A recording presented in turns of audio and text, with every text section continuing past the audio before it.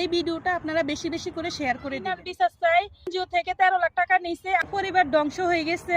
মহিলার শাস্তি হোক, আমাদের টাকা পয়সা ফেরত দেওয়া হোক। প্রবাসী আপনাদের কাছে আমি একটাই অনুরোধ জানাইতেছি, আসলে আমি অনেক বিপদে আছি, এতটা বিপদে আছি যে আমি কারোর কাছে বলতে পারতেছি না, কিন্তু এখন আমি বাধ্য হয়ে আমি আপনাদের কাছে বলতে আসছি।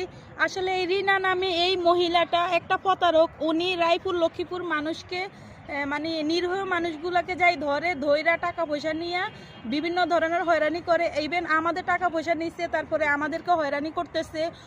ওর কারণে আমরা এলাকায় থাকতে পারতেছি না, ওর কারণে আমরা বিভিন্ন ধরনের হয়রানি হইতেছি। তো আমি রায়পুর লক্ষ্মীপুরবাসীর কাছে একটাই আবদার জানাইতেছি যে আমি এটার বিচার চাই, যেহেতু আমাদের টাকা, আমাদের দলিলটা আমাদের ফেরত দেয়, আমরা বিপদ থেকে উদ্ধার হইতে চাই না। যে আমাদের টাকাগুলো নিচ্ছে, এনজিও থেকে 13 লাখ টাকা নিছে, আমাদের দলিলটা আমরা ফেরত চাই। এখন আমাদের থেকে 4 লাখ টাকা নিছে, আমার পরিবার থেকে 4 লাখ টাকা নিছে, আমার আম্মুর থেকে দলিল নিছে। এখন ওই দলিলটা ফেরত চাই, ওই দলিল হইলে আমরা বিপদ থেকে উদ্ধার হইতে পারবো। তো রায়পুরবাসীর কাছে একটাই আবদার আমার যে সবার বিপদের পাশে থাকুক, সবাই বিপদে পাশে থাকুক, আর রিনা নামে এই জঘন্য মহিলাকে আইনের হাতে তুলে দেওয়া হোক।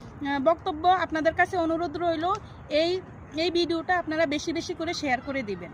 মহিলার কারণে আমার পরিবার ধ্বংস হয়ে গেছে, ইভেন এই মহিলার কারণে হাজার হাজার ফ্যামিলি ধ্বংস হয়ে গেছে।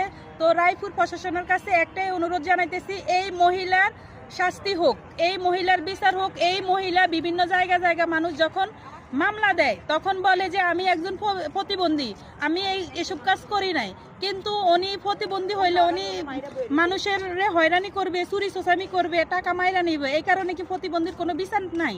আমি রায়পুরবাসীর কাছে আমি একটাই বিচার চাই, ওনার ঋণের বিচার করা হোক, আমাদের টাকা পয়সা ফেরত দেওয়া হোক, যেইভাবে টাকাগুলো নিছে ওইভাবে ফিরে দেওয়া হোক। এটাই আমার অনুরোধ রইল প্রশাসনের কাছে।